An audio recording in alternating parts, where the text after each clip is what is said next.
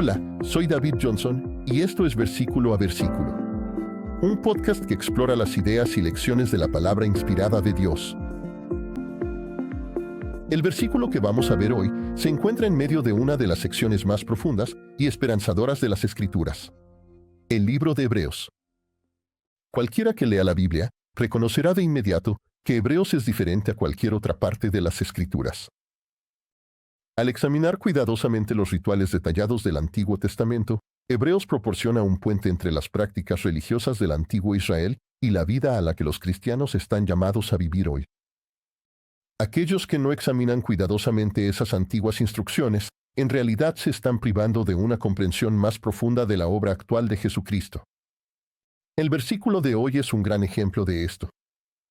Hebreos 8, versículo 1. Ahora bien, el punto principal de lo que venimos diciendo es que tenemos tal sumo sacerdote, el cual se sentó a la diestra del trono de la majestad en los cielos. El autor está evidentemente fundamentando su argumento en la sección que precede inmediatamente a este pasaje.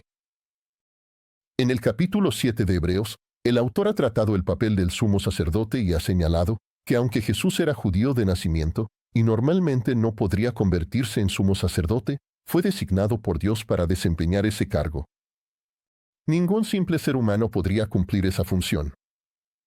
El sumo sacerdote físico en el antiguo Israel era simplemente un tipo del papel que Jesús cumpliría. Hacia el final del capítulo anterior, vemos dos razones por las cuales ningún sumo sacerdote humano podía proveer lo que la humanidad necesita. Vamos a repasar un poco de contexto. En el tabernáculo, y más tarde en el templo, había un área conocida como el lugar santísimo, y nadie podía entrar en esa área excepto el sumo sacerdote, una vez cada año. Dentro del lugar santísimo había una caja cubierta de oro llamada el Arca de la Alianza, que contenía las 2 tablas de piedra en las que Dios había escrito sus 10 mandamientos.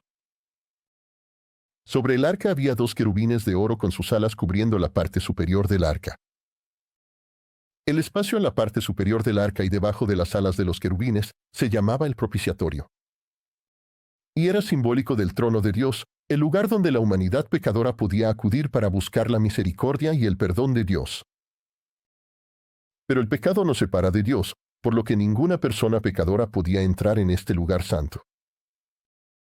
Una vez al año, en el día de la expiación, un festival sagrado instituido por Dios, se permitía al sumo sacerdote entrar en el lugar santísimo y presentarse ante ese propiciatorio para buscar el perdón por los pecados de todo el pueblo de Israel.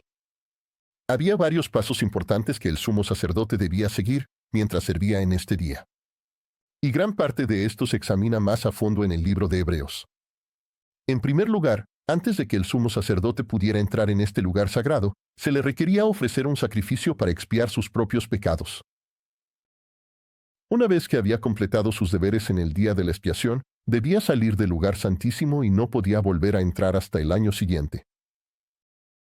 Su pecado, como el nuestro, lo separaba de la presencia de Dios. El autor de Hebreos explica que Jesús era sin pecado, y por lo tanto, no tenía necesidad de presentar un sacrificio para expiar sus propios pecados. Asimismo, a diferencia del sumo sacerdote físico, una vez que Jesús entra en la presencia de Dios, nunca tiene que salir. No hay nada que lo separe de Dios. Él siempre se presenta ante Dios e intercede continuamente por su pueblo.